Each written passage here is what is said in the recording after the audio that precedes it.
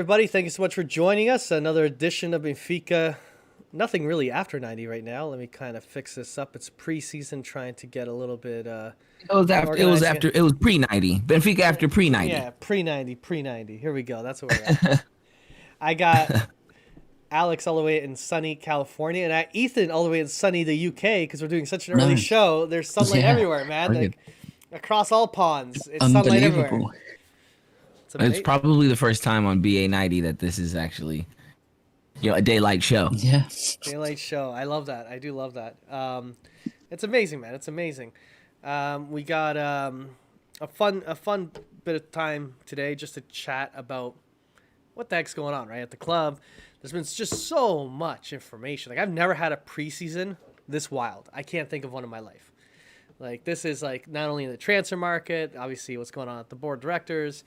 And I want to ask Mello, can I do a quick little blurb on Benfica and the sad component? Because that's going to lead to this Americano friend of ours. Is that okay? Yeah, absolutely. Yeah. Cool. Let's let the people know what they came for. I mean, this is on everybody's mind. What's going on? What's the SAD versus Benfica? This kind of might hopefully clear a little bit up. Okay, so the as first to what's going on. So the first part I think is very simple that I want to explain that I really don't think this American individual that's trying to buy into Benfica understands himself. You can't buy anything as an ownership stake in Benfica because there's nothing for sale at Benfica because the way it's a privately owned club by the socios. The way it works is Benfica owns their brand, their logo, their stadium, the Modalidades, which are the other sports like women's football, the juniors, the hockey, all the other sports they have, basketball, all the fun stuff, and basically everything. They also own what's called a SAD. So Benfica owns this thing called a SAD. All the SAD is just the players on the main team. That thing is publicly traded. So the rights to the when I'm seeing these comments online saying, "Oh, this guy is thinking of buying the SAD," he's saying the valuation's quite low. It's only worth if he bought 25% of it, it'd cost $100 million or whatever the amount is. It should be worth way more than that because Benfica is worth way more as an entity. I'm like, no, you have to understand that all you're buying is the rights to the player. The SAD itself is like a corporation that owns the rights to those players and also has like $300 million worth of debt. So it's like value of the squad and players and main team and the right to play in the first division per se could be worth, let's say, 600 million or 700 million, whatever the price is. Then remove the debt at 300 million. It's maybe worth 400 million after cost. So 25% is 100 million. So that's kind of how you do some rough math. And those aren't the exact figures, but I'm just kind of throwing that to explain. So this individual that came out throughout all this confusion, as I call it, that really stepped into a hornet's nest, tried to buy 25%. So Benfica owns 70. Benfica's 70% is not for sale. We're not selling it. 20% of Benfica's shares on the market, so there's 30% left. Of that 30, a big chunk, that 20, is owned by a guy that's called O Rei do Frango. In other words, the Chicken King. If you've ever seen Breaking Bad, you think of Gus that ran the chicken shop. This guy's the Gus. Yeah. He's an old man. Yeah. That's Gus. When Luis Vieira went to jail, so did Gus. They were caught up together in tax fraud and a bunch of other stuff. The collective Fucking Gus. Luis Vieira got $3 million of bail. This guy got $2 million. Collectively, it's $5 million. The highest bail ever was $5 million. So they matched the highest bail ever for any terrorist, criminal. You name the highest crime possible. These guys are in the top now in terms of what they found on them. So Even the people who stole Sarah? yeah, Sarah, was it Sarah? No, I thought it was McCann, the little kid. Okay, that's Wrong right. kid, That's right. wrong Yeah, kid, I know that. wrong kid, wrong kid. Wrong kid. Sarah's the other kid. Yeah, I got it. Oh fuck. Anyway, so long story It's a little short, dark humor. little dark humor for the morning. Yeah. Well, evening. these guys are like, okay, so as bad as the McCann situation was, the stealing of little children, these guys far exceeded. That's the crime of going against Benfica. The one thing to understand, there's multiple crimes. I've had now 2 different shows posted explaining it. This is just one pocket of it, and the one pocket was supposedly this guy owns 20. What's unclear is Lucio Vieta either owns 1% to 5%. I don't know. I truly don't know. Really quick, Mario, if Yeah. I may ask, really quick, just in layman's terms. So the way I understand it is this 25%. It's not ownership of the team, but it's more like a board seat, right? Like you're buying in on decision makings of the club, if you will, right? You get to sit with the big boys, Yeah. right, and make decisions, right? So you're buying essentially a Congress seat, right? Like is yeah. that a way kind of to look at it? No, think of it like each person who owns one stock of a company has the right to vote. If you own 25% of stock, you control 25% of the votes because your vote is relative to the proportion you own. Once you get to 25%, I think you are entitled by default to 2 board members on the SAD, not Benfica. So the guys that sit on the board at SAD are only making discussions about that, right? The guys who sit on the board at Benfica are just organizing the club, and they also happen to own SAD, and that's all part of the thing. It's a little convoluted.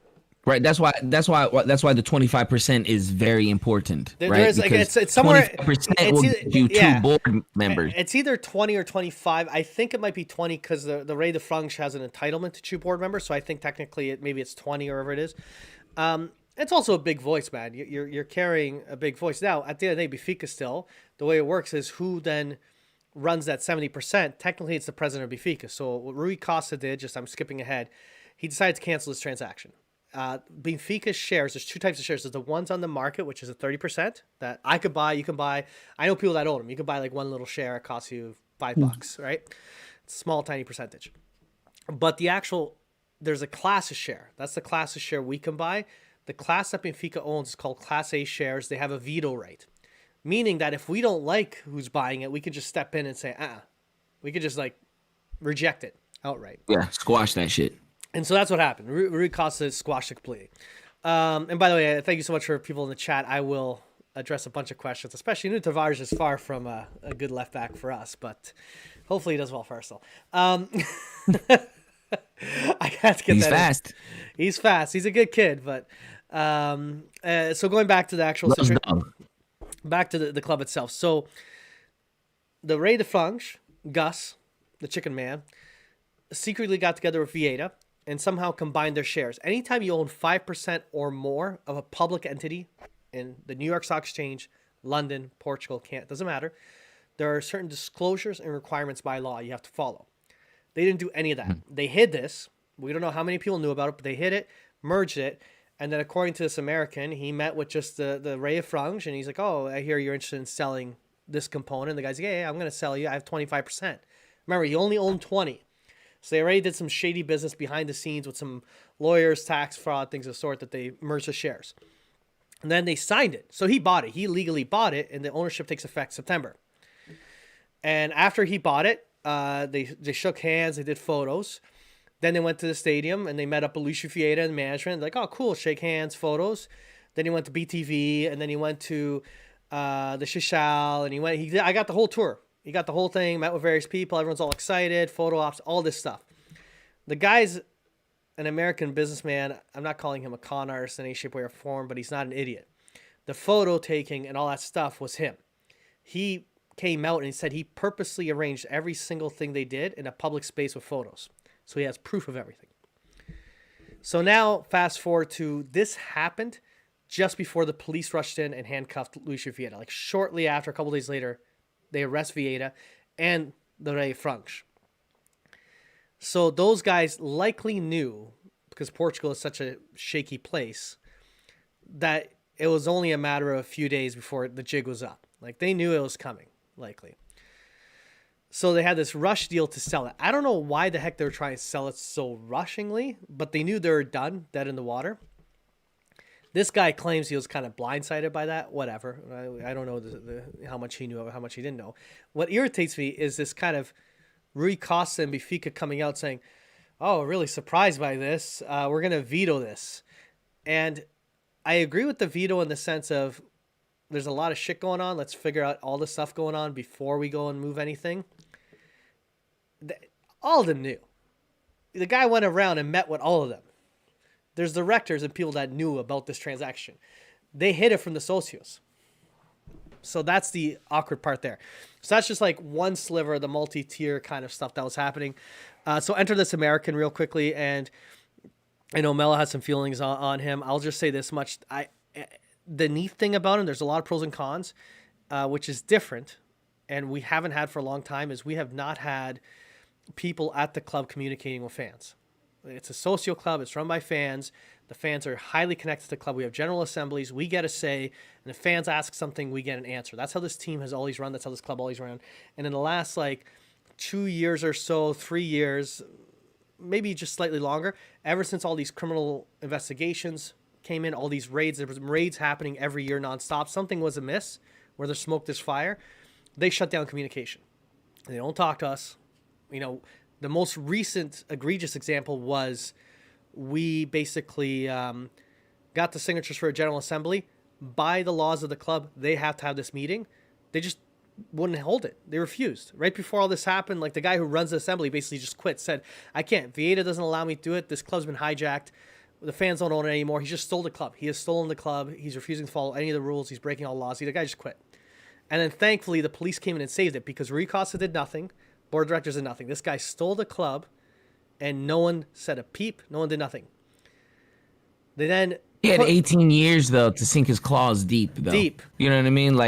Right. It wasn't anything, and I get it. Real quick, I get the Rui Costa that nobody said anything, but what can you do other than wait for the guy to hang himself at some point, right? And I'm not defending anybody here, but he's got his claws in so deep, Mario. 18 years. Rui Costa's been there for 2 or 3. In this seat of power. Yeah. Because it's not how he started. You know what I mean? That's not how he started when he got to the club. He sat on the bench, things like that. He was just a player personnel guy. I'm here to talk to players, like a recruiter, right? That's what he was doing.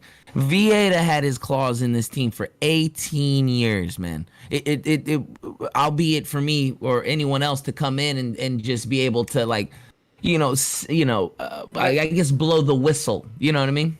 And I agree with that. And, the one thing, and this is why I think Rui Costa needs to be given some time, because the one irritant I have, but it is in this day and age of media and information, everything moves so fast that we expect instant gratification, and that's not how the world works.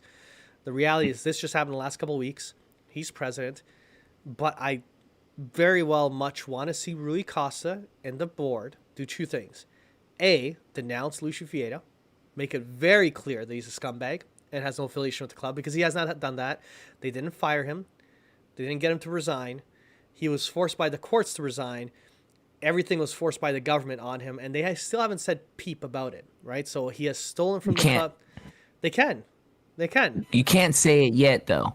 You can't say it yet because even though they know that he did something, right? It's got to be proven in a court of law. This is an open investigation. Rui Costa can't just come out right away. What if Rui Costa says he's terrible, all these things, and then the court, which I have a feeling because this guy's like the Teflon Don, but he can't come back. Nothing touches this guy. No, I agree with you. Yeah, I agree with you, Mario. I completely agree, and I'm not arguing against. I'm just arguing we're parallel. Yeah. We're parallel on this.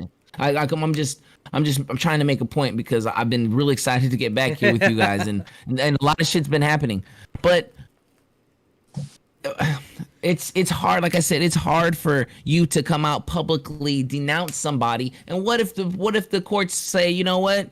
We didn't really find anything. What if he beats it, right? You can't really make those remarks yet. You could say you can take action as opposed to saying things, right? You could say we're vetoing the cell. We're having early elections, right? There's things you can do to say what you want without saying what we want to hear. You know what I'm trying to say? I agree with you. There's just one. A little bit. There's one. There has to be something. I have to have something to hang on to here. You know what I mean? There's one fine line though. The fine line is this. I agree fully what you're saying. The fine line is this: the level of criminal charge and all that stuff. All Rui Costa needs to do is say, these accusations are alarming. These are distressful. Yeah. You're talking about hundreds of millions stolen from the club. These are serious accusations. We are going to run an investigation. He hasn't said any of that. That's what irks me. I understand. That I think is where you kind of go, listen, we're going to run an investigation because it's very simple. We can kind of go, okay, we bought this player for X. how much left the bank account. Like a lot of right. yeah, like this is a very this Right. is 2 + 2 = 4 kind of math, and that's where I see enclosure in the chat. This is simple algorithms. Yeah, and there's a part of like this is where there's other people involved, and I think maybe Rui Costa is trying to be very cautious how he steps with because he doesn't have control of the situation. But the reality is, people in the finance department cut these checks. People move the money. It's just like one man didn't do it. Yet there's a lot of handlers in the club that were working with Luis Fiera, and this is why I also don't. I want elections. I would love them sooner, but at the same time, I don't want them too soon because we have to give it a little bit more time. But yeah, so going back to the you can't distract what's going on now, right? The season's about to start. You can't pull anything away from that. September, right? By September they said or something like that. Or when was it? No, this is where this is where I feel a little knot in my stomach.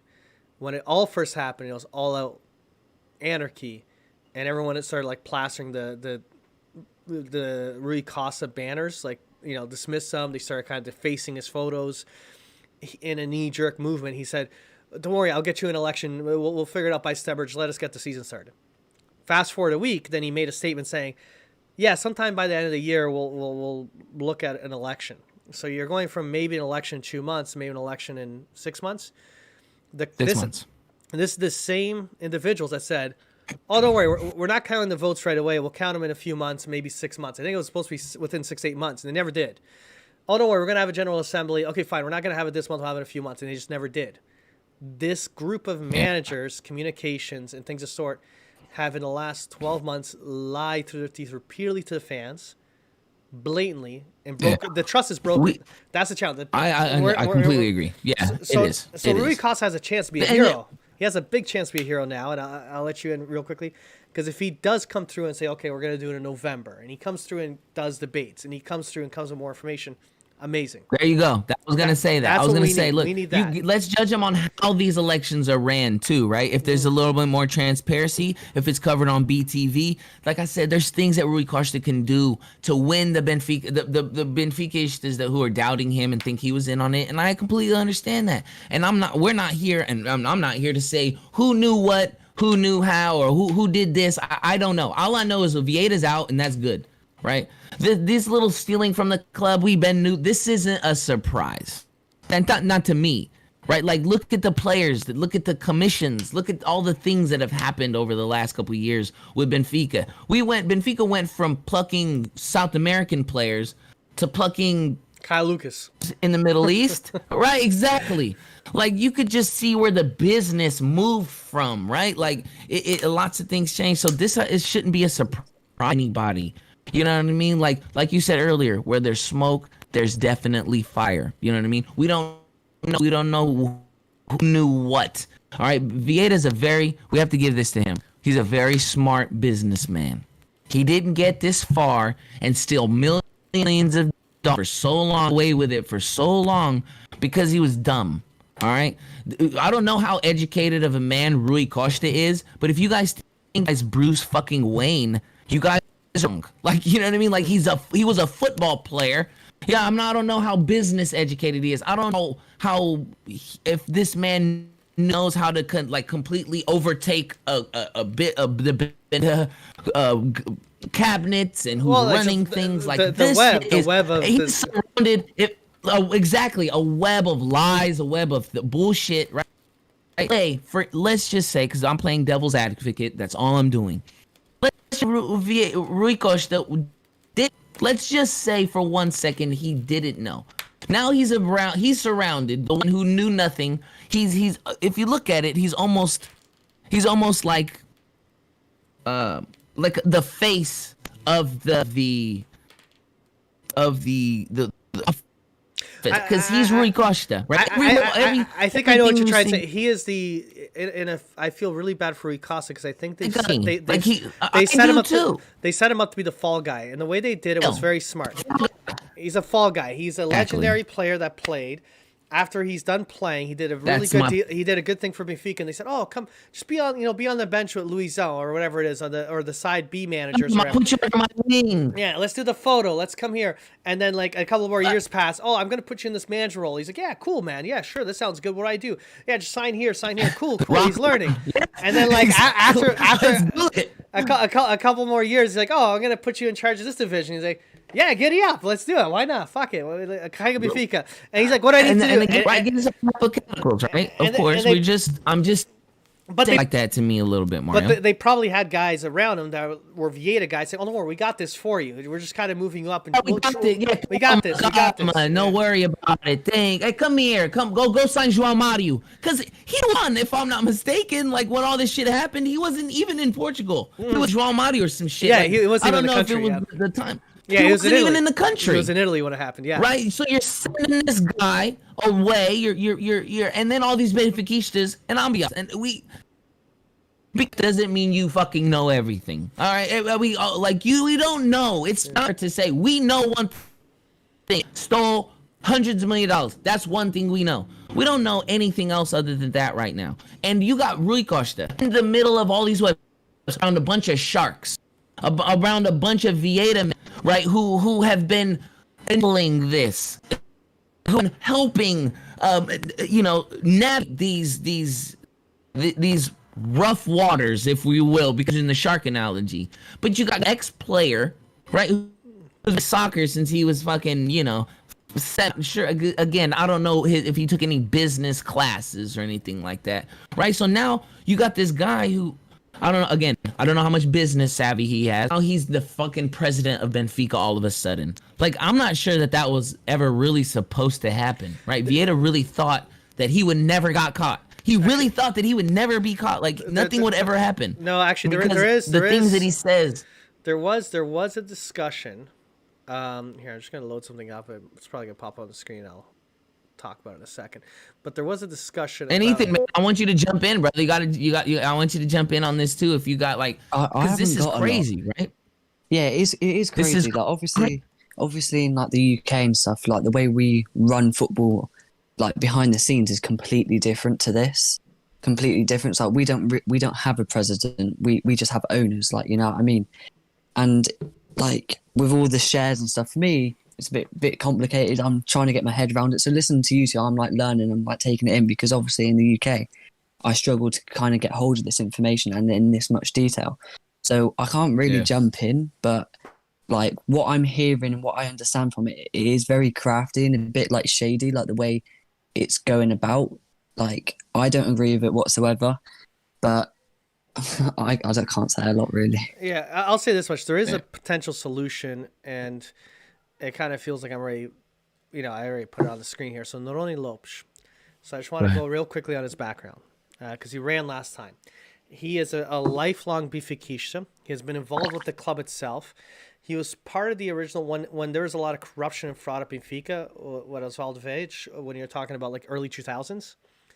There was a group of Benfiquistas that are very smart people that got involved. He was one of them. He was critical in helping push him out, helping, kind of working with other people. And then they went, there's this Vieta guy that showed up, and Vieta wanted to run for president. And Lopes was like, yeah, that's fine. That's your thing. I'm a professional. I'm a businessman. I love Benfica.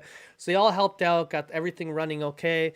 And you guys got it. And he went on and lived his life. So he became the CEO of McDonald's in Europe, for Southern Europe or Portugal region, whatever it is. So he went and did the business life part of it. He ran last time around. The reason why I think he's very important is the fact that he's a lifelong Benfiquista, knows how the system works, has been in the system, understands the structure, but has also been out of Vieta's thing for 15, 18 years. He fought Vieta. Vieta smeared his name. Vieta's lackeys on BTV attacked him personally. So there is a certain level of, I don't want to say animosity, but this guy is not going to do any Vietista a favor. So, and my ultimate hope is election time comes, and I don't know if Rui Costa is cunning enough or even thinking of this, but when the election happens, they go, it's going to be Rui Costa likely for Lopes, who else is there.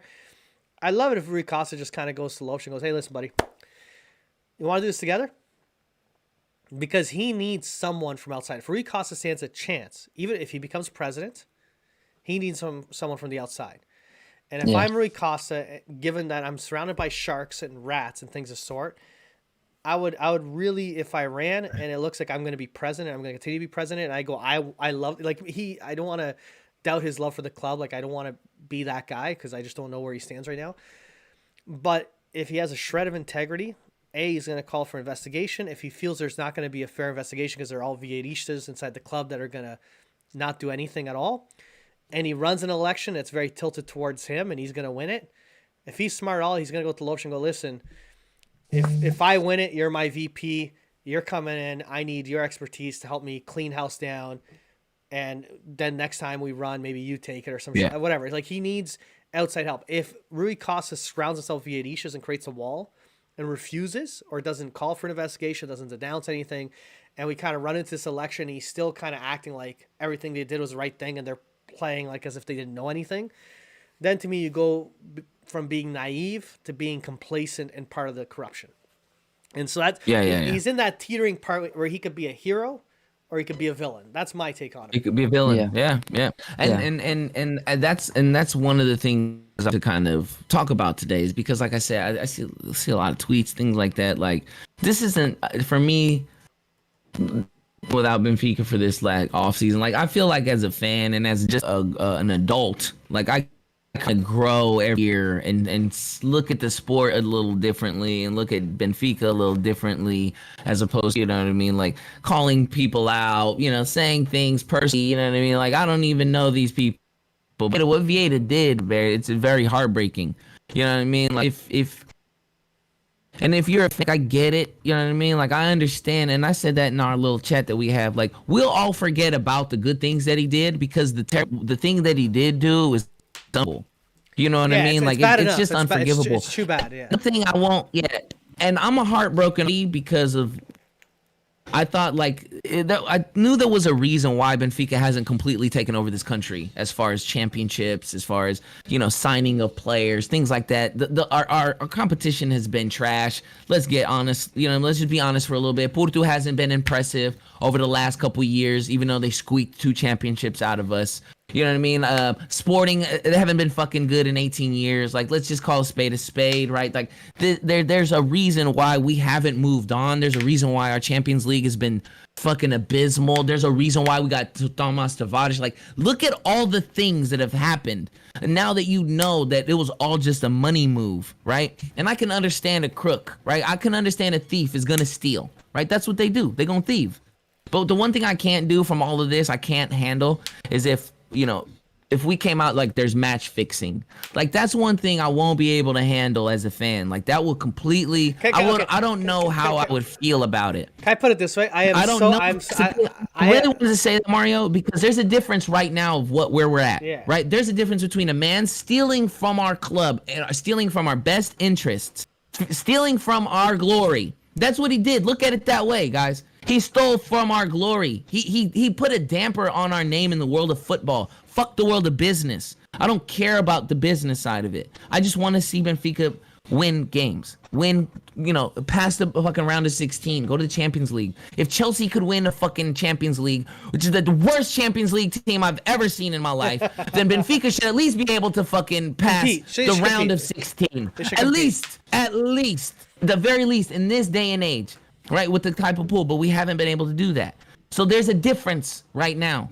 And our rivals need to understand that as well. There's a difference between this crook motherfucker who a lot of us didn't want here, stealing from us and us stealing from football. I can't handle any match fixing. I would, if that happened, raise the bail, throw this man in jail, string him up. You know what I mean? We're going to stone this man. Like, that's one thing I can't handle. Can I just say... And I understand he's been 3 years. Let me just put one thing here. Yeah, go ahead. Sorry, bro. This is where I have a naive confidence right now that there's no match fixing.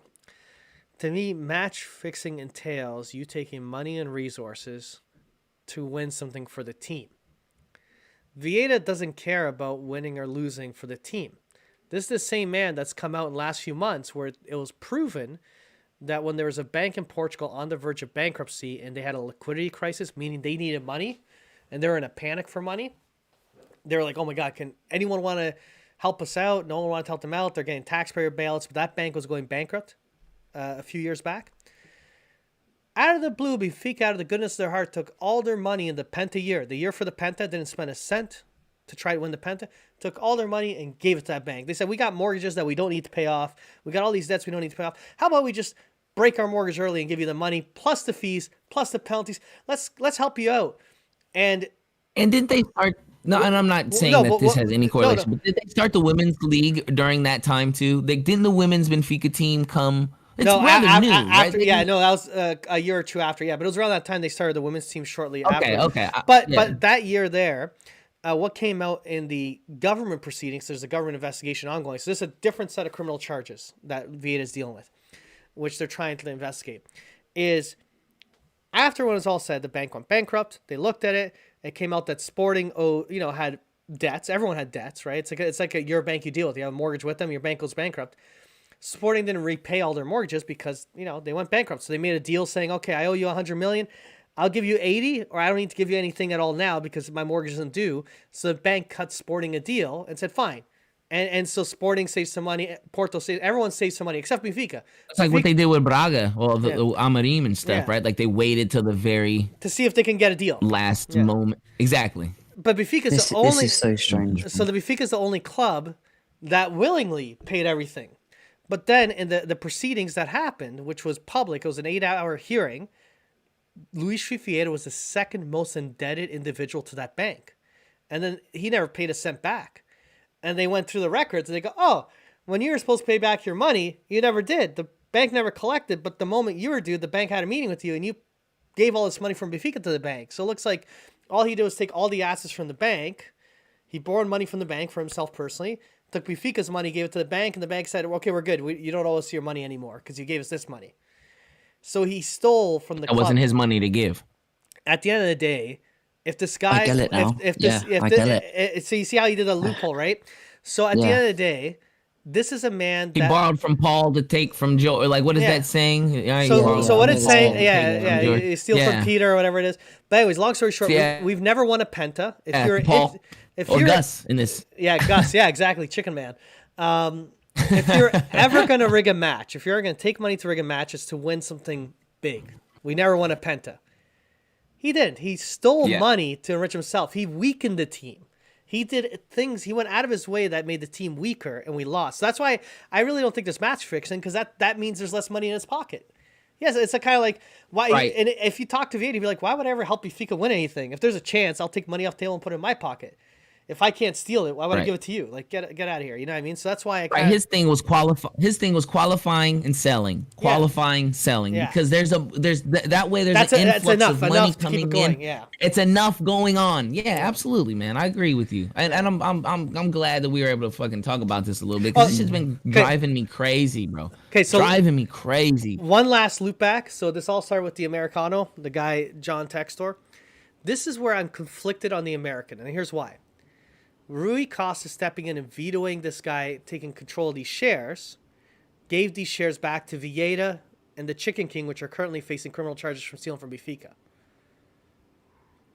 Isn't there a way that the rest of the shareholders can push these guys out based on like? It happens in America. Like it happens when you are forced out. Like you. No, they're not on the board. So the way it works is look at Elon Musk. Elon Musk got in trouble at one point from the SEC in the U.S., and he got kicked off his own Tesla board.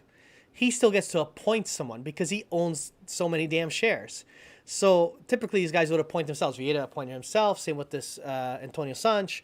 They were their appointees. Now it's like you're not allowed being on the board. That's cool. I still own 25%, so I get to pick who sits there. So I'm going to pick one of my guys to be there. So they still have a say through a back channel. You know what I mean? So part of me, I didn't want this American guy in until I knew more about him. But I know I don't want Vieta and the Sanch guy in. And that, Rui Costa doing that got them back in. That's why I'm so conflicted on this American thing where it's like the club wasn't worse for it. I do feel this guy sees an opportunity. Catch-22, huh? Yeah, it's a catch-22. No matter what you're like, Snooker. Yep. I think that the benefit of this, I think this American guy was correct. He played on our emotions because we know the club's bigger, the club's potential. And he's right. If this stuff gets cleaned up and the club gets running okay, This club will compete in Europe. This club will be bigger. They have one of the bigger global fan bases from any club outside of the major leagues. Like they are considered the biggest. They've rated it many times before.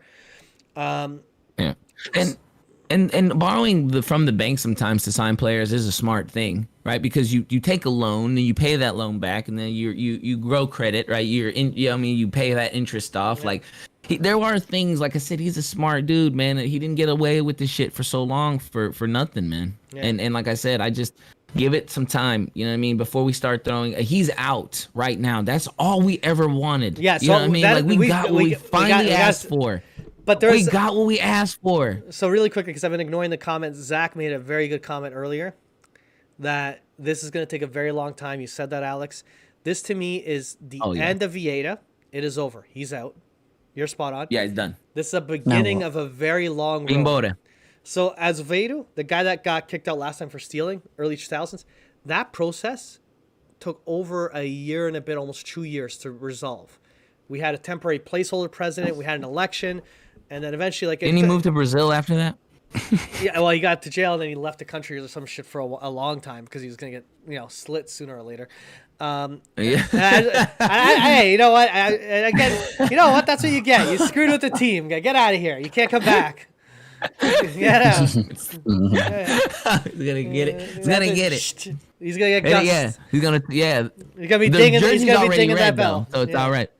Yeah, the jersey's already red, so it's okay. So like the thing is, Wow, man. so the next step What a fucking off season. is a few months of this jibber jabber to an eventual election, and no, that election might not even be the conclusion. It might result in other things, but this will be a little bit of a strife. But step one is good. Vieira's gone. Step two is trying to clean the club, and this club is run by socios, even though there's a bunch of corrupt guys in power, but socios have a big say, and now this fight to regain control is going to continue to happen. So that's the ultimate difference, is you can never steal the club because the socios can always come in and cause chaos like they're going to do now. Yeah, and honest to God, bro, I don't think, honest to this, I really feel this way. I don't think Rui Costa wants to be the president of Benfica. I don't think he ever wanted to be. Too much hassle. Put. I don't. Yeah, and we're gonna talk about the preseason game, and we jump into it. I correlate it to hey, if a guy's gonna offer you something, he's gonna offer you a higher paying job, a higher contract. I mean, that's the point in life, right? If you're a working man, it's his next step in his career. Right? I'm gonna keep going and moving forward, but I don't think that he wants to. I just don't. I can't see him want to be the Benfica president, because first he's not a very outspoken guy. He doesn't, I don't know how, I just don't see it. I always thought Rui Costa more of a, I'd rather just be back here, talk to the players, go sign guys kind of guy. But we'll see, man. We'll see. I hope, I think he's getting a wake-up his call name is now. clean after this. I think he's gotten a wake-up call now, because before it was, we love Rui Costa, we hate Vieira, what can Rui Costa do? Now you're at the helm, and everyone's questioning what you know and what you're going to do. So much so that you're seeing his face being plastered with nasty banners and graffiti. Rui Costa's never dealt with that before. He's always been loved. His son had to shut off his social media accounts. His son got death threats. His family's getting death threats right now. If he goes around Lisbon, anything that has Rui Costa on it is now defaced, because he's part of the evil empire, I guess you could say. So he's sitting there and seeing his entire legacy on the verge of being dismantled. He has an opportunity to fix it, to be the hero that everyone loves. And there's a ton of Benfiquistas that are livid at the idea of anyone defacing him, because they love him and they want to believe he's a good guy. So he has this opportunity. I'm one of those guys. I'll be honest. I'm one of those guys. I fucking love Rui Costa. I love the guy. I love the guy. It's a guy. I met him, got pictures, got his autograph. Like, I love the guy. Like, honest to God. Honestly, I do. Yeah. Man. Real quickly, Nuno Carvalho in the chat said a comment that I love. Porto is getting investigated because of Vieira. The most comical thing about all this is if Benfica sneezed incorrectly, it would be on Porto TV, and they'd have their scumbags on Twitter going off, their official They're club not even guys talking about this shit.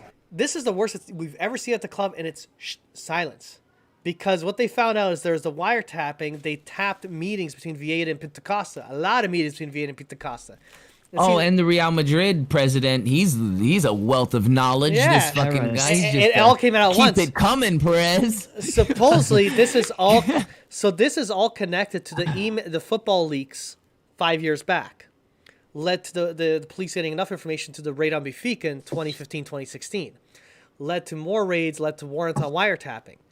This is how Perez's stuff is leaking. This is how Benfica's stuff is leaking. This is how Porto now knows that they're in like...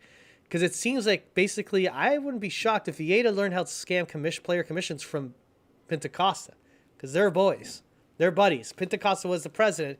He was the Porto socio that learned about him, went to Benfica. Fucking, so I honestly... Fucking the crypt keeper up there. Yeah, so I think Paul Barron up there is on the verge of like... You know, remember Paul Barron back in WWF when he gets scared and shit? He's going to be like, oh! It's all of a sudden... The fucking and Vieta there with the urn. Vieta has the urn and shit. He's got millions of stolen dollars. Fucking unbelievable. All of a sudden Christ. it's like who would he face at that time? It'd be like Stone Cold Steve Austin. He's like the Shattering Glass, and it's like the Portuguese or Mankind. Yeah. And it's the Portuguese police coming out though with the Sacco to like get Paul Barron. And he's like, no. Oh my lord. That's what this is, bro. It's a clown show. I love it. It's a clown show. I love it though. And you know what? You know what though? Let's a little lighthearted, right? You guys didn't watch the game yesterday? Anybody in the chat? You guys watched the match yesterday? I mainly saw the highlights. But break down the match for me, Alex. How'd it go, man? I think it's not much of a match breakdown because you had tells of two halves. Yeah. The first half of Benfica, amazing. Right, the ball's getting moved around. Pizzi was playing fucking phenomenal. Like it was like holy shit. Like preseason, grain of salt. But it's the first time I've seen him in months. Right, Gonçalo Ramos, of course. I think this kid is just. I don't know. He's not gonna go away. He's not. Yeah, he's not gonna go away. Right. He's like this little gnat. He's just not gonna go away. He's gonna keep around. He's a baller. Vinicius, it's nice to see Vinicius back. Missed a sitter. Jesus Christ. Took it with the wrong foot. I think go Oppo, right? Go your weak foot. You know what I mean? You probably would have got that. Or your right foot. He went off his left. Yeah, from if I'm not mistaken, he just missed the complete sitter. Should have took it on the strong foot, but hit the side of the net. But hey, it's early. You get those kinks out. João Mario played. There's one thing the early thing I like about João Mario is I'm already gonna get. Keep it simple. Sometimes in the midfield, keep it simple, right?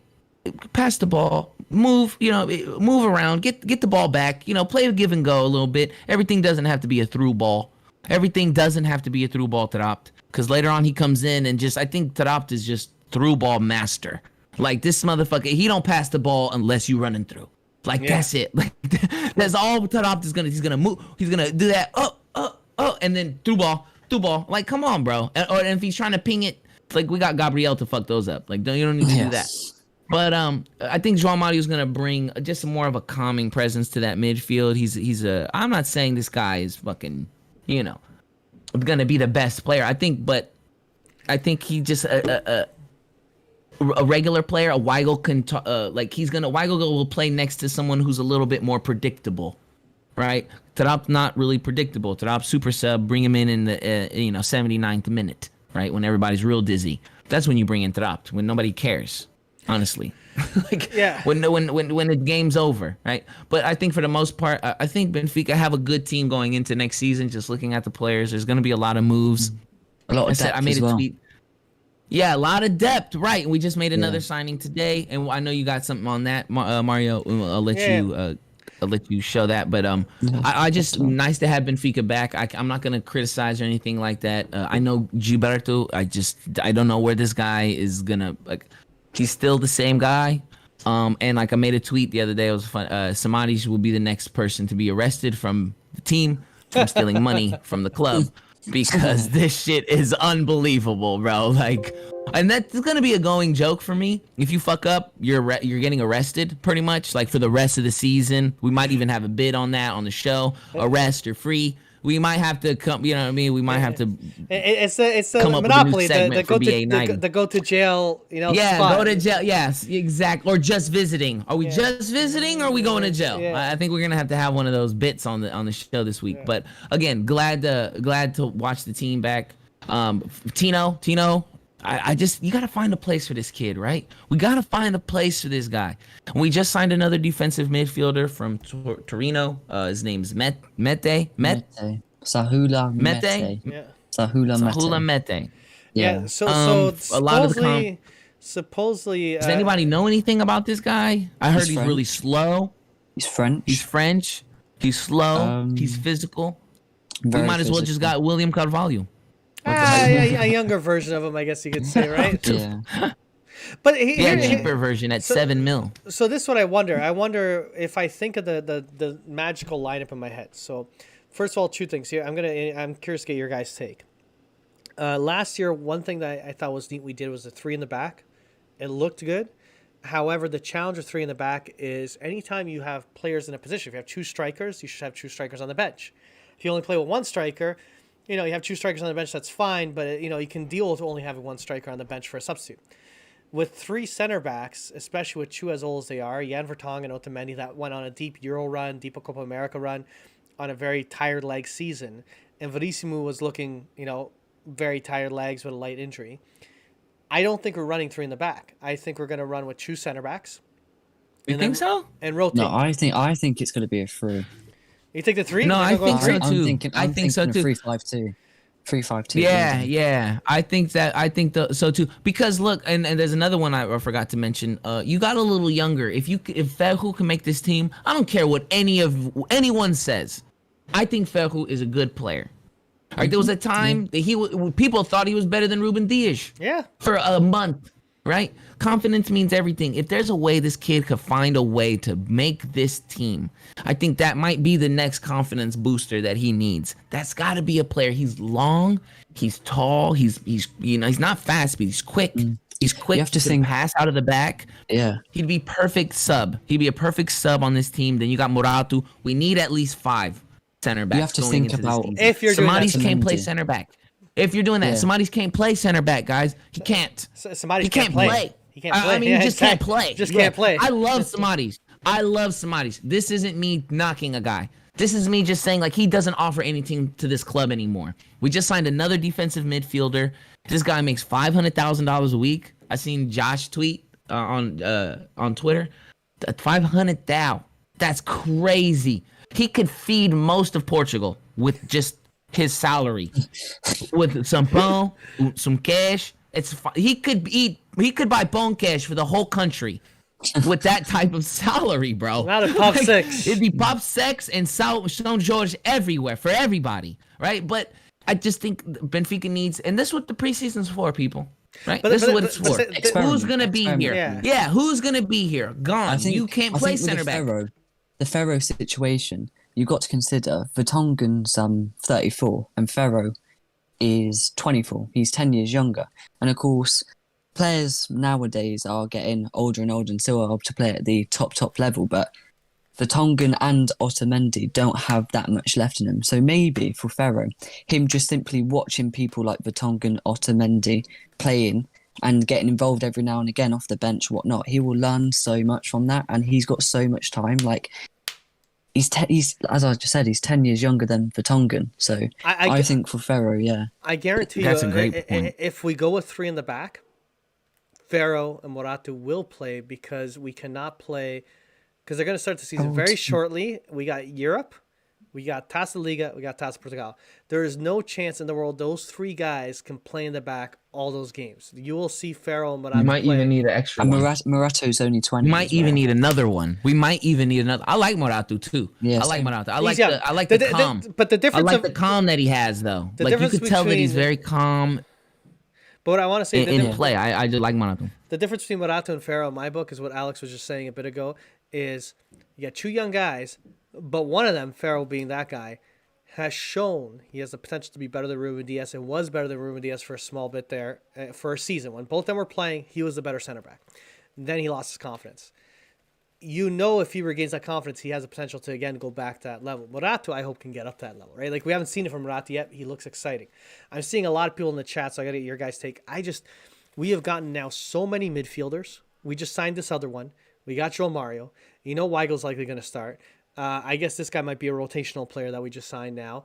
But why will start? Joel Mario start. It's good though. What's happening with Pizzi? But then if you think of like Jetson, Florentino, you think of everyone else, Tarat, Gabriel. Like I hope we get rid of Gabriel and Tarat. Like we need to offload talent off this team. That's why I kind of go with. And there's a comment here by Jean continue here. If we play with the 3-5-2, Rafa, Pizzi, Everton, like how do you start fitting in these guys? You know what I mean? Like it gets very hard to kind of get these guys. And that's the problem. No, I see a 3-4-3. Or if I'm not, wait, let me think about that. 3-4-3. That's what I'm thinking. Okay. That's how One Everton striker, will play. Not Everton, a 3-5-2. Sorry about it. So you got one striker.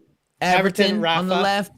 Rafa, not Pizzi. Rafa. Yeah. Pizzi. I don't know. Maybe Pizzi. I don't know. Because it's still preseason. I don't know. I think Rafa just got a lot of experience on the national team. He was pretty good a little bit there. His little stretches that Rafa came in, it was really good for the national team. I think he just a player like that grows. I think right now I've seen a comment in the chat of players about 25, 27 when he gets consistent. Rafa's about what? 28 now? Is he that old? I think he's 28. Something like that. I think he's a good player. He's a good player to have in our league. He's a good player to have on our team. I like Rafa. I know how Ethan feels about Rafa. I think he's a little unappreciated, and I think he's the perfect kind of player to fit in a JJ, a second year JJ. I'm excited about second year JJ, man. I remember what happened last time. Yeah, the last time JJ was here, what happened in the second year? You know what I mean? It was a train wreck. No, it wasn't. No, we won the first year, and then we went on a 3-season losing streak. You're right. It was horrible. It was horrible. It was horrible. That's right. That's the year of. No, it's all good. No, but I'm gonna. One thing I'm struggling with, and I see in the chat, and here's the reason why I think the 4-3-3 is better. Because if you go with the 3 in the back, and you're saying 4 in the mid, right? You're gonna have Grimaldo, and who's the guy we loved on the right last year? Gilberto. Andre Almeida. No. Oh God, you guys. Just kidding. Diogo Gonçalves. but then that leaves I love you guys. That leaves Weigl and João Mario, right? Because those are going to be your starters then in the mid two, and Everton striker Rafa. Striker, it could be there's so many options there. But then what does that mean? Then we got Pizzi. We got this new guy we just signed. We got just Florentino. We got Jetson. Obviously, somebody's not going to play, but he's still on the stupid bench. We got someone else I'm forgetting, Gabriel Taarabt. It just feels like it's so bloated in the middle. We got to either have a fire sale and get rid of a bunch of players, or in my mind, if we are rotating with 2 center backs, so you have the main 3 or 4, 2 center backs, Grimaldo, Diogo, right? Gives you 3 in the mid, João Mario, Weigl, and you can maybe have Pizzi or someone else as an attacking item, and then still did 3 on the front, the Everton, Rafa, and striker. I feel like we have more depth to play that lineup than we do because we don't have depth in the center back, right? That's why I'm leaning towards that formation.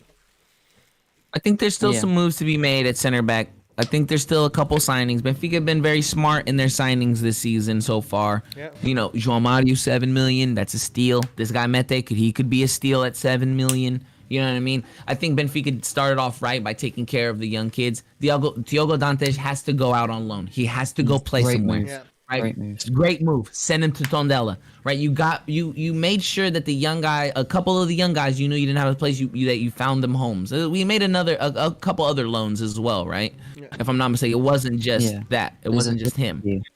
Can I say one thing? One great thing about the crisis in the presidential organizational status of the club, and this is really good. We've had several preseason games so far.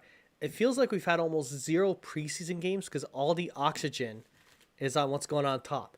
And to me, that's great. That means Jorge Jesus and the players are in their bubble doing their thing with no pressure. Last year was the opposite. You had pressure, but Luis Vieira had a strangle on the club and no one could question his rule. And what Luis Vieira did all last season, he didn't talk once to the press. You didn't have anyone talk to the press. It was radio silence. All you had was the entire club being silent and Jorge Jesus struggling with the players and all the focus on the players and the pressure on the players. It was all hyper-focused there. I think this year could be really different where all the focus is up on upper management. By the way, we're playing a match today, but you're going to see a bunch of tweets on the senior management side, which is great because now you guys can play. You can make a mistake, have a bad game. The headline for a bad game won't last as long because there's just too many other headlines to talk about right now at the club, and I agree with that. So I think this I think the team looks better going into this season. I think there's a bit more. You kind of know what you want of each other. There's a good positives from last year. You've added some really good pieces. I think it's good things. Plus, he also took away like you'd expect more pressure after failing the first year, but because of all this, I think the pressure's taken off to an extent, right? Which is good. Maybe I'm wrong, but what do you guys think? Real quick in the back though, you can't not start Vertonghen and Otamendi. And you can't not start Verissimo. Like Otamendi and Vertonghen in their respective tournaments kind of proved to me a little bit that they're still good players. They're still good. There's still a player in there. Jan Vertonghen started every game for Belgium. Otamendi started every game for Argentina, and they played very well to me. I watched those games. Yeah, I agree. I agree with you. My guys, you know what I mean? Yeah. I wanted to see Vertonghen play. After they beat Portugal, I was a little upset, but nevertheless, I was, you know what I mean? I kept watching. Otamendi, I didn't want Argentina to win, but nevertheless, I watched because my guys were there. Everton, right? It was fun. I think Jan and Otamendi, for me, this is my personal opinion. I thought that they proved that they still got some game left in them, that they're still really good center backs. Yeah, and then you got this guy Verissimo. You got this guy Verissimo. You know, you spent 20 mil on him. You got to play the kid. He was a stud. He was a stud last year. Yeah. He got hurt. He started playing hurt at the end. Maybe he gave up a little bit. He was acclimating, but that little short time he played in the league with us, he made an impact. I think you have to get all three guys on this pitch. I think the thing with depth as well is that you have the availability to change things. So you can change formation, you can change tactics because different players and the more players you have bring different attributes to the game. So by having this like let's talk about the midfield quickly. Like let's say we're going into a 3-4-3 kind of formation. You've got two midfielders, right? Let's say you start with Weigl and João Mario. You've got Pizzi who's on the bench, yeah. Pizzi is no pushover. He's a quality player in my opinion, and having that sort of pressure on João Mario and Weigl creates a competitive atmosphere, and that makes him play better. If that makes sense. Whereas if you don't have anyone on the bench, like let's say we didn't have João Mario and you had Weigl and Pizzi, and you've got Trubat on the bench, you're not worried. You know what I mean? You are not worried whatsoever. Right. Yeah, right. You got Samaris on the bench. You're not worried. Yeah. But by having that... that's a great point. That little bit of competition, that little bit of fire in training, can make a player better. And some players can thrive on it. Some players will just crumble and just do a Sam Maurice and just sit on the bench and take all the money. You know what I mean?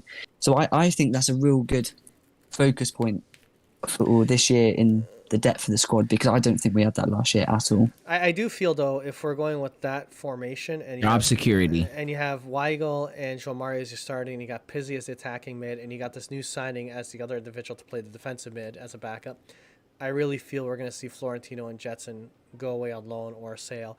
Whereas if we're doing the other formation, there's more need for them. I would say to the argument that they should play, I agree with you, Mello, those three players. But I think the first half of this season, because regardless, hopefully we win the goddamn Champions League playoff. I really hope so. But you win that, you go to the group stage. You lose that, you go to group stage of Europa. Regardless, you're going to be playing Liga NOS matches and European matches midweek, plus the cup matches. We're going to be doing about 2 matches a week on average for the first bit of the cycle. I don't see why they can't do 2 center backs in the back and rotate. So you have Otamendi, Verissimo. Next match, Jan, Otamendi. Next match, Verissimo, Jan. You know what I mean? And they all stay fit. They all stay healthy. Because I think you do the 3 in the back. Then come the cup game. Are you going to run 3 in the back? Because you don't have 3 guys in the back to actually... You can't field it. You have to switch to I think having that availability of changing formation, for example, because you choose your formation, obviously what works with the team best, but also what you're up against is like teams like Tondela, they're just going to park the bus from the start of the game. Yeah. So having the 3 at the back, and playing a 3-5-2 can mean all the attacking players can advance more. Yeah. But when let's say we're in the Champions League, let's say we get Real Madrid or someone like that, we're going to be a bit more on the back foot. So we might change into a 4-3-3. They're bums.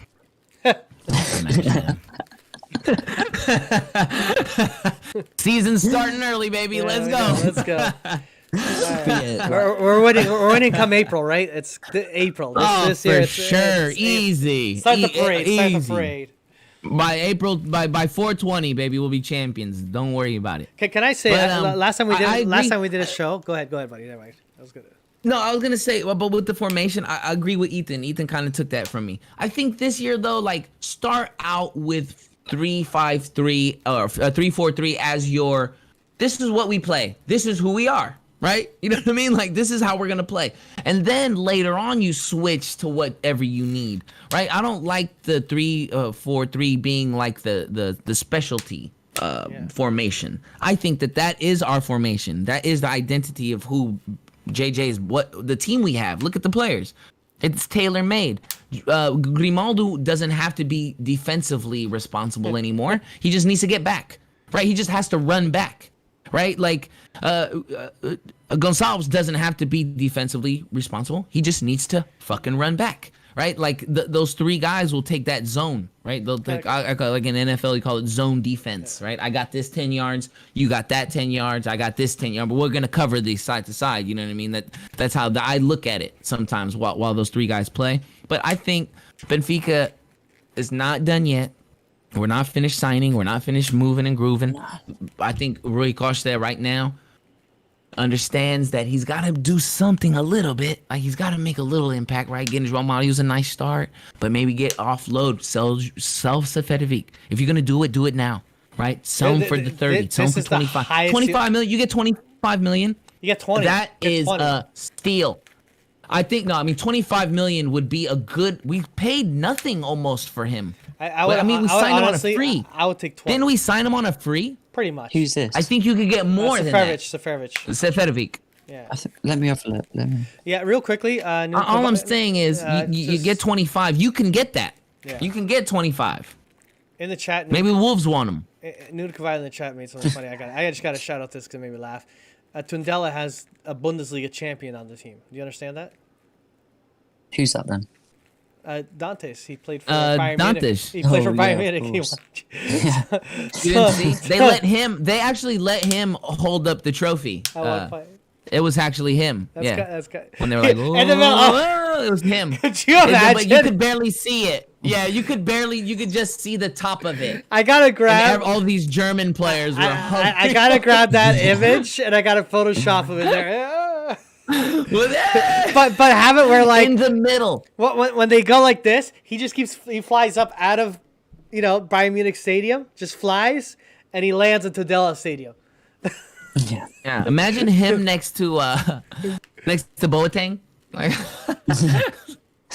holding up the cup. He's 5'7". Like I know that's not very tall, but to me that's tall. I'm only 5'4". No, he's good. So like, just imagine I'm if I lift a 5'9". trophy next to like Boateng, I'll look like an absolute dwarf. Like, yeah, you probably could get in the trophy, Ethan. Yeah, come on. I don't know, get like Boateng. Put some warm water. He's just chilling in the trophy. Boateng's holding it. He's like, yeah. He's just hanging out. Hand me my beer. Hey, bro, can you hand me my beer? Yeah. Hand me my lager, bro. Hand me my Heffenweisen. You know those mega beers they have? That little guy with a big beer? A Stein. the big Stein. The boot. Big ass Stein. Oh, dude, imagine Thiago Dantes walking around with a boot in Germany after he became German champion. It's amazing. Can I add one thing? Which last time we did a show together on a live one was just the rumor of João Mario being signed, and he's official now. And yes, we talked about it. But can I say one of my favorite things about João Mario being signed with us is his last name's Mario. I do like that. That's a bonus. No, he's played for all. He's played for Porto, Sporting, and Benfica. So he's quite. I wouldn't say lucky, but what a whore. But what a Portuguese Liga he's whore. Been about. But this guy's got no loyalties. But my favorite thing, for the streets. It's the salty tears from Sporting, because to them they viewed him as a sporting guy. Happened? They viewed him as a sporting guy. Then because of all the stuff that happened, he won the Euro, but he left, went to Inter, and now he came back on loan. And then Sporting's like, we got him. And then there's these like obscure rumors of Benfica jumping in on the deal. Like, no, he's our guy. He's got an anti-competitive clause. He ain't going nowhere. We can lowball this.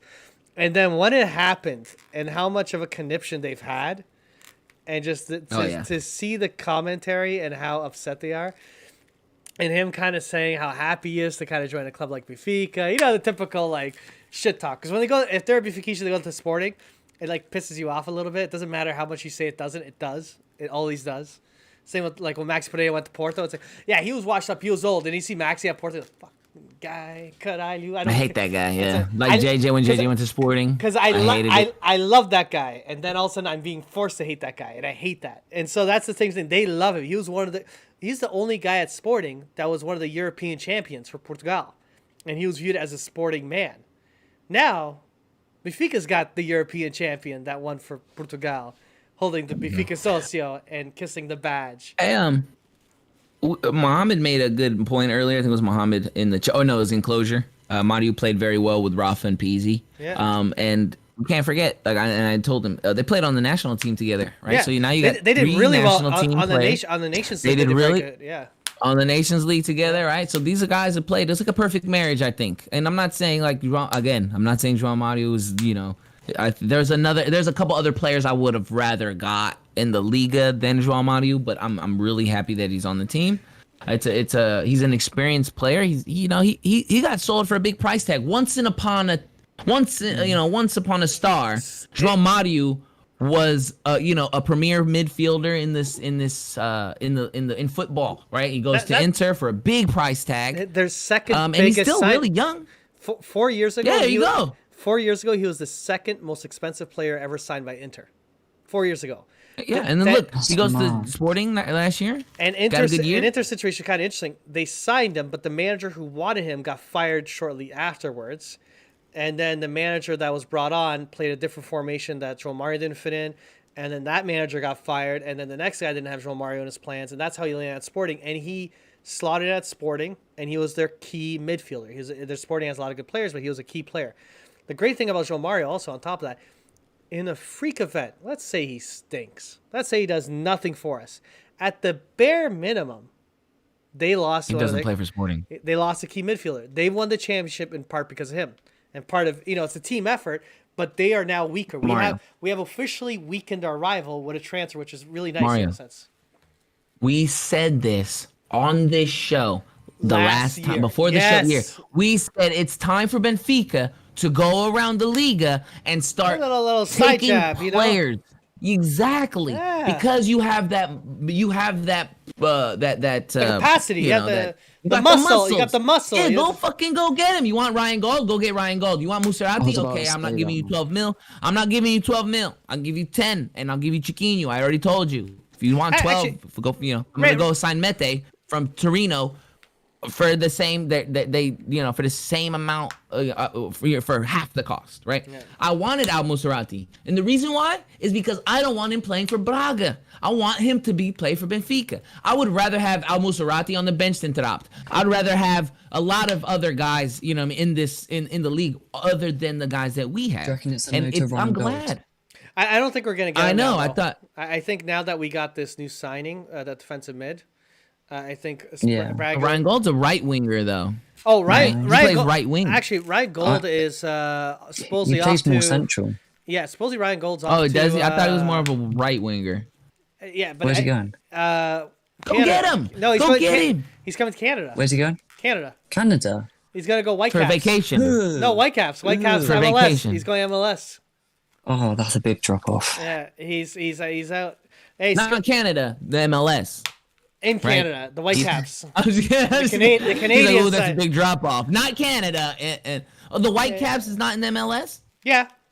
They are, yeah. Oh, okay. Yeah. That's what I was trying to. Yeah. Not that he's going to Canada's a bad thing. Canada's a wonderful country. Thank you. MLS is trash. Unless you're indigenous, Canada's not good to the indigenous. You know who the best player in the MLS is? Nani. He's a beast. He's a beast. And that's all I'm saying. That's all I'm saying. Nani at Orlando is actually Vela at Man United. When Nani was at Man United, I get flashbacks when he plays for Orlando and he's like hitting it from like 40 yards, going top corner. I'm getting flashbacks of United. Like, I love Nani at United, man. I loved him. I thought that was just. I think he was a little unappreciated. I think at that time. I think his time. Yeah, I think at his time at United was a little unappreciated. To me, I thought it was just a little unappreciated because I mean you're playing with Rooney and fucking Ronaldo, and I mean, well, I think always gonna be a keep nice shadow. going. the point was exactly. He was expected to be the next Ronaldo after Ronaldo left, and that was unfair for Denny. And so it's like he couldn't meet that expectation. He couldn't fill those shoes. I think that's what left. That was the issue at United with him. I gotta say, Zach in the chat real quickly said, "Time to be like Bayern Munich. You know, just snatch up everything in the league. Like nothing in the league. They're just feeding us, kind of thing." Yeah, you're no one's safe. He's good. He's on my team. That's what we should have been doing. I'm glad. I was so happy that they did that because that's what it meant. I don't care. I don't care about their feelings. Yeah, I don't care. I don't give a shit. I don't. I'm glad that we went out. We took a good piece away from them. And mind you, I just want to say, Benfica. This is how bigger. This is how bigger our balls are. By the way, when they wanted Nuno Santos, we said nothing. We did nothing. We made no big deal about it. We said, you know what? Let him go. Let him go play. It's all good. We're not gonna make a big stink about it, right? João Mario fucking, and now these guys want to make this big fucking deal about it. I see jerseys being thrown away. I've seen people ironing off the Mario. I mean, even though their name is Mario, that's why they bought it. Like, I don't understand. You know what I mean? Like, I don't get it. But it is what it is. I think I'm glad they started doing that. I'm a little disappointed that we're not gonna get Musarati, but Martim in here said the French player's fire. I heard and I hear a lot of people say he's really a lot better than people think he is. Like I really hear this guy's gonna be pretty good. So that's cool. And here's the difference. I'm sorry, Mario. Here's the difference with the guys we're signing. We're signing a guy from Torino. We're signing a guy from Sporting. We're signing, we're looking at guys from clubs that we know, that we can actually say, right? Not the fucking, the Turkish clubs or some weird, obscure Spanish division second team guy. You know what I mean? Like, God forbid you just go sign some regular guys who play for regular teams. You know what I mean? Who are at a good age and you can maybe make something in a year. God damn. Well, I don't understand how hard that is. Can I ask you guys one last question? I know we're going a little long. Is because you brought up that second division signing, the legendary Darwin. If we're playing the one striker system, what it looks like we're playing, and Gonzalo Ramos is the phenom we want him to be. He's that guy coming up, and everyone's excited for him. And just like he is an academy guy that I think would be on the bench that can stay there. I just kind of rhyme off. You got Seferovic, Rams, Vinicius, Darwin, Luka Waldschmidt. Anyone else I'm missing? I think that's the main. I forgot about him. Luka Waldschmidt played on the. I think if he was a right wing yesterday, I think he played on the wings. But I think Luka Waldschmidt will be a winger. On this team moving forward. I feel we got. I want Steph gone. If we can get 20 million, whatever we get for him. You need three. You need three. And you got Pinto. You got this Rodrigo. The guy we signed from Marítimo, right? So we got 6. Yeah. I can't keep them all. Fuck it. Let's have all of them. We need all of them. Everyone, because look what happened last year, bro. I don't want that to happen again. We didn't have any depth. We had no one on the bench to say. If you got one striker, can't wait to bring this guy in. Like Krovinovic, don't forget about him. There's another guy in the fucking midfield who's he's gone. Good. Is he off? No, he's just garbage, anyways, guys. I love you, Alex. Garbage. I don't know what the Alex. hell you guys are wrong with you guys. I said I wasn't gonna say anything, but personally about players. But Krovinovic is garbage, bro. Stop it. Stop, Alex. No, it's not that. I say you're like, yeah, we got Krovinovic also in the midfield. I'm like, he's gone. Well, he's trash. He's garbage. I don't care. No way, he's trash anyway. Like, yeah, we still got. I'm saying the players we gotta get rid of too. I thought you were saying, I was like, oh, we still got Krovi on the bench. It's like, he's got all, fuck Krovi. He sucks. No, he's fucking trash, bro. He sucks. And I don't mean that in a mean way. I don't mean that like I just don't. Okay. I take that back. I'm sorry. I don't see what other people see in this guy. I saw this. I'll say that's my thing. I'll say I saw Krovi. Krovi had this window where he played for us and he was a phenom. Amazing. Then got injured. Didn't recover from that injury. And then didn't fit into the squad, which happens. And then when he's gotten loaned out, he's won a lot of man of the matches in the championship. He's played in the EPL. There's something funny about Krovi where it's like he needs the right system to work, and he can be an amazing talent. But, and I feel bad. I did a tiny video on him because he came into this preseason one of the earliest guys in, before all the national team guys showed up because they're all out on duty. And he was posting on social media how excited he was. He's going to make a right effort. I want to do this. I want to do this. And George Jesus doesn't even fucking play the guy. Like, he's like, I can either, I could give Gilbert, I can sub. Like, he just refused to play him. And so I think his outburst was out of line. I know where he needs to go. Tondela? He needs to go to the Wolves. Go play with Bruno Lage again. Yeah. Who got him good? Was it Bruno? It was Bruno. No, Rui Vitoria. Rui Vitoria. He's got to go to Moscow. He's in Spartak. Moscow. Yeah, send him to Russia. Spartak. Oh, that's a nice. Rui Vitoria coaches Spartak. He just got that job, and we might face Spartak in the playoff. That's not bad. That's a decent job. That's not a bad job. That's a decent job. He can't go to Wolves. Krionovic, what his name is. He can't go to Wolves. No, because he played for West Brom. Yeah. No, I think Krovey will be gone. I think. Is it like? Is that rival clause? Yeah, Birmingham. Rival clause. No. Yeah. Okay. Yeah, I got you. Birmingham, innit? The ops, innit? Like, you know what I mean? The ops. Okay, I got you. Yeah. That makes sense. Yeah. I'm glad that exists everywhere. Yeah. The rival clause. Even bigger in England. Right? That's the fuck them clause. Like, fuck them. You're not playing for them. Fuck that. Except if that rivals Benfica, because we get around that rule. Yeah, we rescind. Rescind, baby, rescind. It's all good. So, anyways, hey, man, I'm so glad, bro, to be back in the swing of things. I'm just looking forward to doing this, man. Like, I can't wait. Can't wait for the season to start. There's more games. Well, I'm already looking forward. When's the next show? When are we doing the next show? Whatever. It's not a set schedule. Miguel just said something like, "Oh my God, if Roy eliminates Benfica, I will have a heart attack." It could happen. That is my actual nightmare. Is the playoff matches against Rui Vitoria, because I want to see PZ's face if that happens. Cross-eyed that guy will be. We would never lose to Spartak, but we said that would play out. We said that would play out. Yeah, but we should be. I don't blame COVID. I'm blaming from now on. I'm blaming Vieira stealing from the club. Like, everything bad that happens is because he stole from us. Like, from now on, that's my excuse. That's a good one. COVID and stealing. That's got to be good, right? That's got to be probably the best. That covers it. The Vieira stealing covers most excuses. No, but I think it'd be funny. I think it'd be a comical matchup. I don't want to see it just because. Ball didn't want to go in that game, though, fellas. Like, let's remember. Like, we didn't just get whooped or anything. Like, we were the best team in that game. The ball didn't want to fucking touch the back of the net. It happens. I just feel it's a psychological thing where. But not against Spartak. Where George Jesus went Sporting, Rui Vitoria came and screwed George Jesus over repeatedly. Then George Jesus went to Middle East, was doing well. Rui Vitoria went to the Middle East same league and screwed George Jesus, so he ran away to Brazil. So I just don't it's like Rui Vitoria is like that guy that's like George Jesus' bugaboo. If that matchup happens, you're gonna have that smug Rui Vitoria smile where he's gonna be sitting there with his chin. And he's gonna I think if Rui Vitoria beats JJ again, like in that playoff, I think JJ, he has to fight him legit on the field. Fight fisticuffs.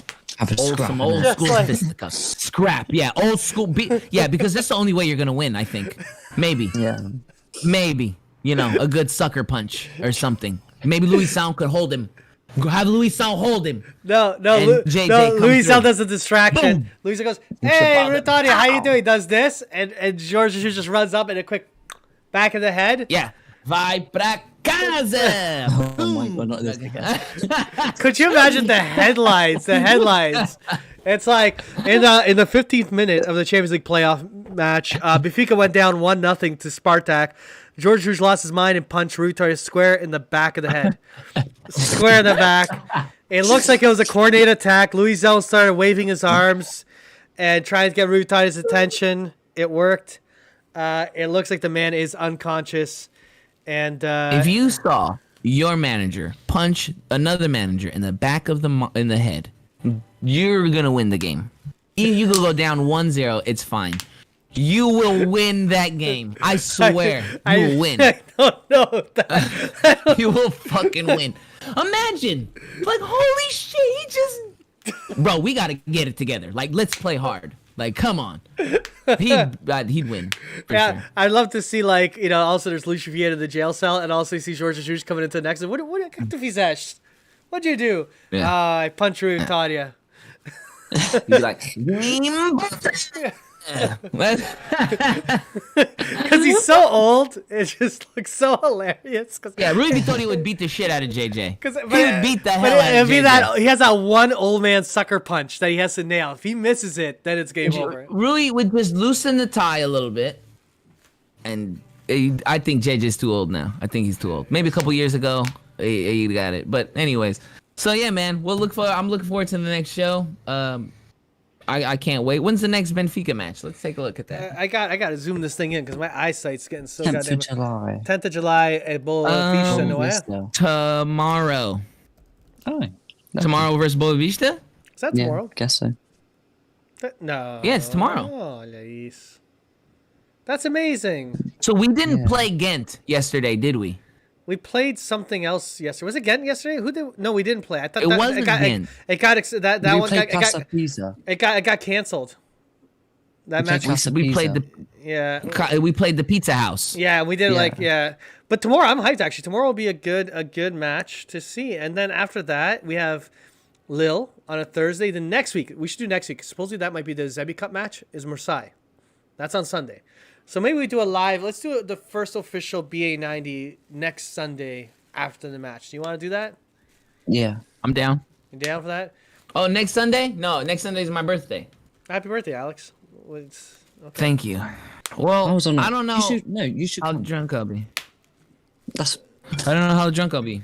That's okay. On the Sunday. How about this? We'll still do a live, and I'll get Joe Yeah. or Luis or someone in there, and then we'll wish happy All right, birthday. yeah. Time. Yeah, we'll yeah, do a yeah. happy birthday time. Remember last year I got my video pulled, but I did the American Hero one with Hulk Hogan, or whatever the song's called. I'm a Hulk real Hogan, American. amazing. I like that one. Yeah. I got to see I love him. it. I can't wait to see what you have in store this year. I got shit, and now I got to. And you know what I wanted you to do? I sent you the the NSYNC Yeah. with the Vieta. I wanted you to put our faces on the NSYNC guys And do the while bye, we bye, told. bye. Yeah, the bye. Yeah, that would have been Twitter gold right there. That'd have been Twitter gold. Luis already looks like a Backstreet Boy, so it's Yeah, Ethan also is a young guy. Like he's got the blonde kind of. yeah. He's got the. There look. we Yeah. go. There's our Brian. There's the Brian. This is Brian from Backstreet Boys. Hey, and I'm telling you. Joe can be Joey. You know what I mean? As that NSYNC or Backstreet. I forget which one Joey's on, but there's a Joey in there somewhere. And you can, and Mario, you're the new member to the band. We found a Portuguese singer, and his name's Mario. Imagine that. You had Brian. you had Brian, Joseph, fucking Justin, and Mario. But it's like an older That's a boy Portuguese band, man. if A I ever- Portuguese man at me. He shows up, shirt tucked in, like trousers, regular trousers, with a vest, Yeah. and like the. We'll tell everyone you used to sing with Starlight. with the Portuguese guitar starlight. Portugalo. That's all I think of when I think of Starlight. You used to sing with Starlight back in the day. Get the fuck out of here. Which I newest Serious. member of NSYNC, Mario from Starlight. He comes with the Oh accordion my and God, shit. dude. That'd be hilarious. That'd be Brother. fucking nuts. They should have All done right, that. well, then, you know what? Even if you guys do one Sunday, I'll try because I know I'm going out to eat. I know they're taking me out to eat, but I'll try to come in on my, like, I always got my phone with me, so I got my guys, pop Discord in. on. I'll try to come and stop in. Yeah. Cause a stop in, ruckus, say cause a a ruckus. birthday surprise. Awesome, man. Yeah. Good show, man. All right, It was man. good catching up, guys. So much content on the channel. Definitely. Feel free to check out those little channels. I'll see if I make any more of those little video clips here and there. Oh, and yo, Mario, don't forget BA90, Benfica After 90 Instagram. Yes, Follow Ethan's us even on here. on Instagram. Yeah. This man. Yeah, Ethan has been handling the our IG account. There's lots of content he puts up all the time, and we're not moving up or down. We're staying the same. And we'd like to get a little bit more traffic on our Instagram. If you guys follow us on Benfica After 90. I'm not an Instagram Yeah, guy, it's not so me. just do the poke, the wiggle, whatever you gotta do on Instagram. Yeah, hit the follow button on Instagram and also on Twitter. Follow us on Twitter. You know what I mean? Everything. We're How very about active, everything? all of us. Follow Yeah, us. follow us on everything. Just everything. like we Follow will us. just like in the bushes. Like if I'm going to a grocery store, just you can follow Yeah. me. Just don't rear end Yeah, me in the car. exactly. Like you just I'll wait. keep a few feet I'll back. stop at the yellow. Exactly. I'll stop at the yellow light so that I don't go through and you could still follow us. Yeah. You know what I mean? It's all about, being courteous. Collaboration. We'll be courteous. We'll stop at the yellow. Don't you hate that when you're We'll following? let the other guy go around. Isn't that the most when you're following someone? It's like, yo, follow me, and you're in your car, and then like you see the dude in front of you. It's like, yo, it's gonna turn yellow, man. It's gonna turn yellow. And you see it yellow, and the guy runs it at the last second. Now I don't know where the fuck I'm at. Exactly. There's one time you can't drive yet. Oh yeah. Are you too many DUIs or what? What's that?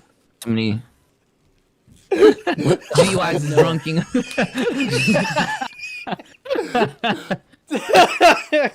DUIs drinking under the driving under the influence. No, they I've revoked. literally barely turned legal to even. I know, bro. I'm just. Yeah, it's I don't. He's like, what is that? He's like, DUI. fucking DUIs, bro. They revoked my shit. That's just We got one. A rowdy after couple. game one time.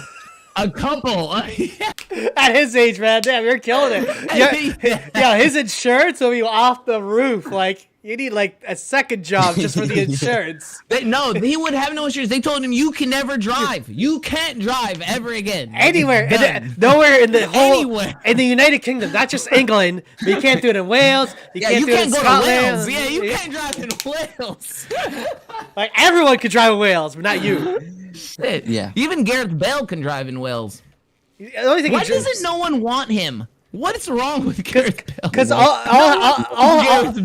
he drives, I'll take him. He drives a golf cart. That's all he does. That's all he does. Tottenham don't want him. Real Madrid don't want him.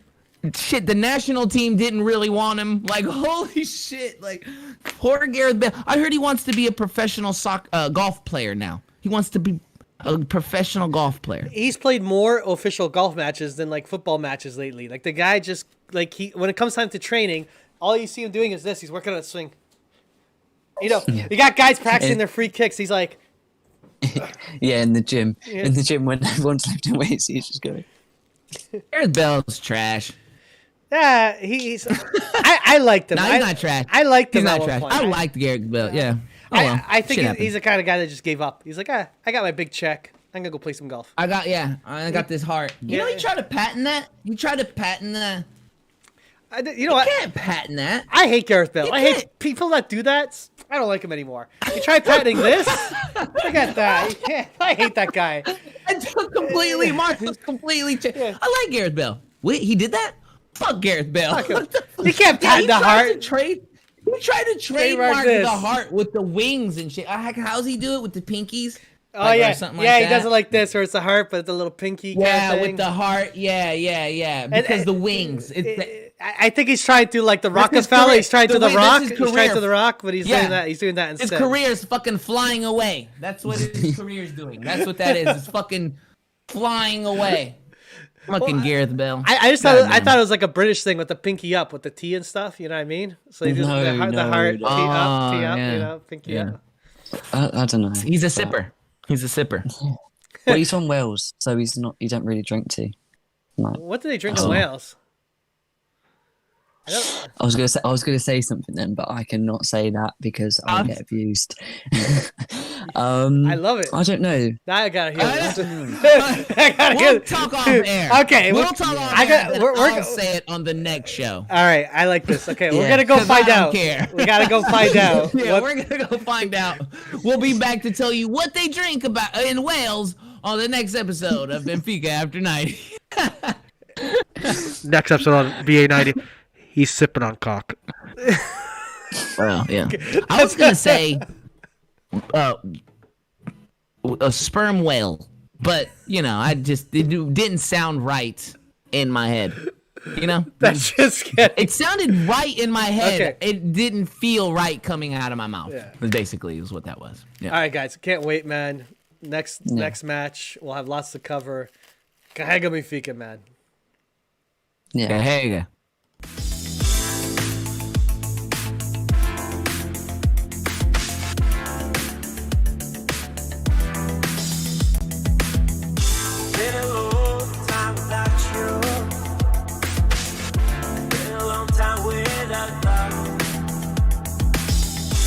Everything reminds me of you,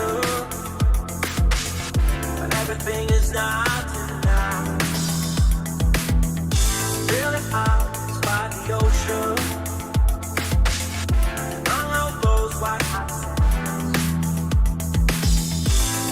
sunrise is just for you. So come along and take